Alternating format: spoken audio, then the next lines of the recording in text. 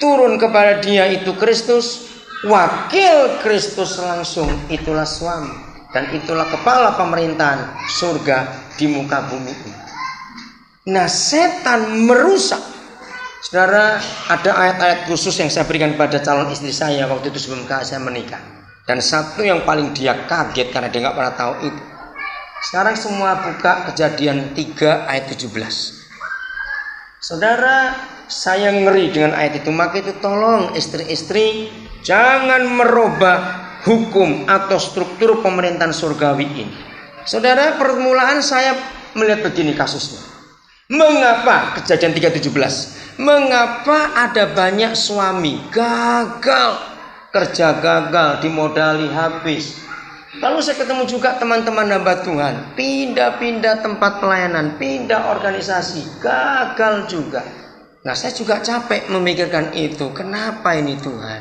Nah, ini caranya belajar. Maka itu kalau saudara lihat cara saya menyampaikan firman, apa saja bisa kita temukan jawabannya di Alkitab. Karena saya tanya, Tuhan, kalau saya ketemu laki-laki gagal, suami gagal itu kenapa? Saya baca, cari, ketemu ayatnya. Apa saja, jangan cari buku lain, pasti ada di buku yang satu ini. Cuma kita belum ketemu saja. Mau punya iman seperti itu saudara? Miliki.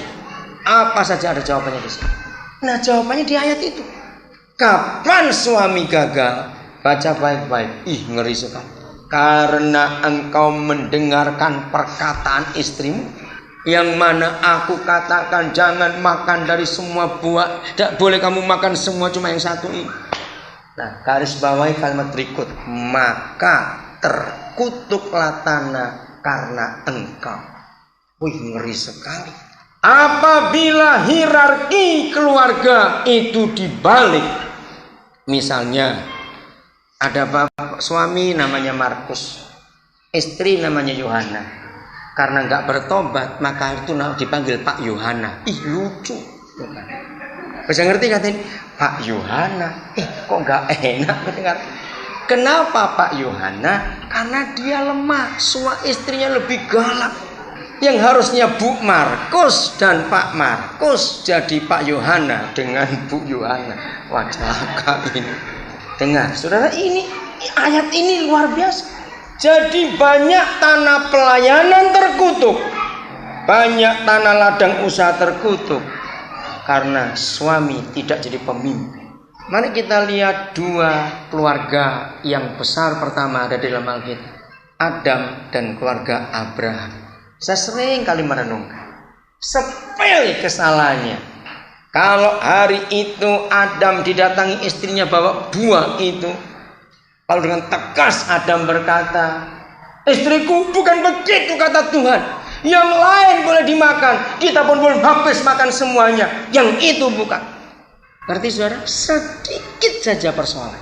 Kalau hari itu Adam tegas, dunia nggak seperti sekarang ini. Saya berseberangan indah luar biasa. Betul nggak? Gara-gara suami goblok. Yang kedua Abraham sama gobloknya. Setelah Sarah melihat dia nggak bisa punya anak lagi, terus bagaimana nanti?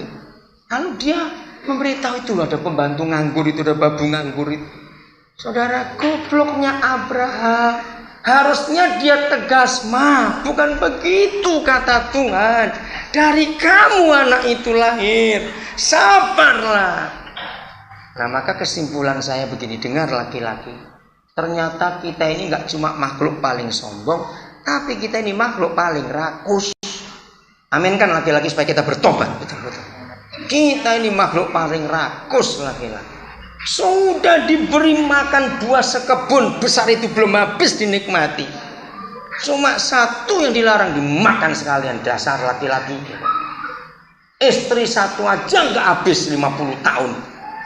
Masih cari lagi satu. Kurang ngajar laki-laki itu. Nah saudara, maka itu dengarkan, hierarki ini yang kita rusak. Nah tolong istri-istri sadari, seloyo-loyonya suamimu, dia tetap kepalamu. Cuma lagi pusing hari itu. Gitu. Nah, tapi saya mau kejar jawaban ini, dengar baik-baik. Kenapa suami pusing?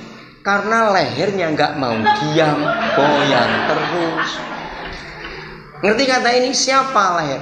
Kan Alkitab berkata suami itu kepala, nggak ada lehernya. Istri itu tubuh, lah leher itu di tubuh. Jadi kalau suami-suami pusing itu pasti istri nggak bertobat. Udah gitu saja, goyang terus dia. Ini kepala capek, goyang terus dia. Bertobat istri-istri. Ini perkara serius sudah. Kita harus mengerti kebenaran. Istri harus tunduk, bukan karena posisinya lebih rendah dari suami, tidak. Karena fungsi yang berbeda. Kalau mata harus di bagian atas tubuh, bukan di bawah dekat kaki, bukan karena mata itu sok dan sombong. Betul nggak? Coba matamu taruh di bawah. Ngerti kata ini saudara? Ini karena fungsinya, bukan posisinya. Maka itu istri jangan tersinggung kalau firman berkata, hai istri tunduklah pada suami. Roma 5 ayat 12. Sebab itu sama seperti dosa telah masuk ke dalam dunia oleh satu orang, yaitu Adam, laki-laki, suami. Dan oleh dosa itu juga maut. Demikianlah kematian itu telah menjalar kepada semua orang, karena semua orang telah berbuat dosa. Jadi jangan dianggap remeh. Kejadian 3:17, kutuk di tanah ini karena suami-suami tidak berdaya, istri-istri lebih galak, lebih dominan. Lalu bagaimana kalau sebaliknya, istrinya lemah, suaminya galaknya luar biasa? Jangan takut istri. Istri itu dijamin Tuhan, disayang Tuhan lebih dari suami. Saya pernah iri hati sampai waktu saya meneliti, kok enak jadi perempuan itu. Semuanya dibela oleh Tuhan. Itu perempuan. 1 Petrus 3 ayat 1 sampai yang terakhir perikop itu. 1 Petrus 3 ayat 1 sampai terakhir. Kalau saya baca, di situ ada jaminan. Kalau suami-suami jahat, bengis, sewenang-wenang, tapi istrinya tetap takut akan Tuhan, maka Tuhan akan membela istri itu. Saya sudah melihat berapa fakta saudara, dari mulai zaman Nabal. Jadi istri-istri, kalau sampai suamimu macam-macam, engkau tenang saja doa, nanti dia akan mati cepat. Kepada istri Tuhan sayangnya luar biasa saudara. Maka itu saya sarankan gini, hai istri, kalau suamimu gila, jangan kau ikut gila, biar dia yang gila. Betul enggak? Engkau masih punya anak-anak, urus mereka. Saya marah kepada istri kalau sampai dia tahu suaminya macam-macam, lalu dia ikut macam-macam. Jangan, bodoh kamu. Banyak istri sakiti lalu bilang dia mau mati. Oh, kalau kamu mati dia kawin lagi, malahan goblok itu. Jangan, hiduplah terus biar dia yang mati. Setuju?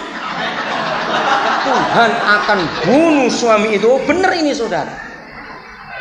Seorang pendeta ini yang pertama kali saya tahu, kalau tentu lagi ganas kepada seorang suami. Dia jahatnya luar biasa. Ini pendeta, saudara, anaknya 6. Kalau menyembuhkan orang kesembuhan luar biasa. Wih, tapi dia itu suka niduri istri orang. Dan saya nggak tahu punya roh apa pendeta ini. Istri orang bisa tertarik pada dia. Saudara, istrinya kuat, dia berdoa terus. Hanya sakit sebentar. Saya masih sempat doakan untuk dia sakit. Cuma mencret. Saya nggak tahu hatinya bagaimana. 4 jam kemudian dia meninggal. Wih, saya kaget. Itu yang pertama saya lihat. Satu, saya banyak lihat kasus suami-suami nggak bertobat, mati kamu. Sungguh. Maka itu istri jangan ikut gila, biar dia yang gila saja. Setuju para istri? Besarkan anak-anak itu. Ini kebenaran Tuhan. Wih, galak sekali itu jadi setuju. Betul, saudara, itu betul. Sekarang saya akan tunjukkan hierarkinya. Ya, tadi ada Tuhan sebagai kepala pertama, ada Kristus, ada suami. Ini 3 kepala. Saya pakai hierarki saja. Kalau suatu saat ini pemerintahan, ada presiden, ada gubernur, ada bupati, lalu camat. Ini paling mudah mengertikan. Nah, suatu hari saudara, ini bupati ini dengan camat-camat itu nggak pernah baik, ribut saja. Nah, ini konsep yang benar. Istri-istri, kalau suamimu macam-macam, jangan panik, tenanglah. Laporkan kepada kepalanya kepalamu. Siapa dia? Yesus. Laporkan. Sama seperti camat-camat itu. Kalau bupatinya nenek, lapor ke gubernur. Punya hak. Betul enggak? Nanti gubernur akan urusan ke presiden. Nah, seperti itu hierarkinya.